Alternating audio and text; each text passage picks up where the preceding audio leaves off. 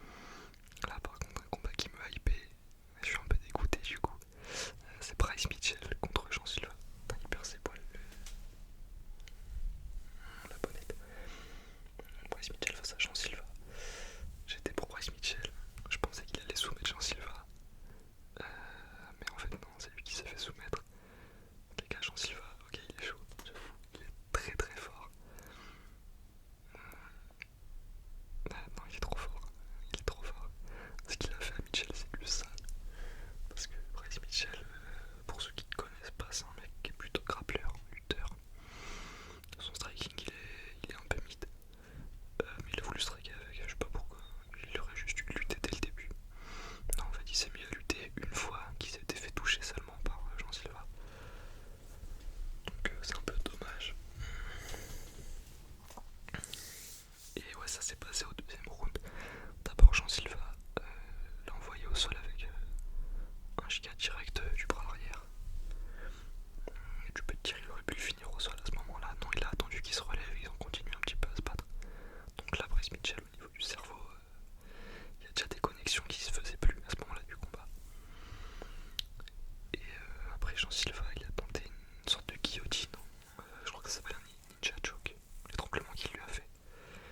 Mais ouais, c'était sale. Bryce Mitchell, il a tapé. L'arbitre a séparé. Et il était comme ça, il bougeait plus. Il avait le regard vitreux quoi, dans le vide. Il était juste inerte. Donc en vrai, c'est chaud.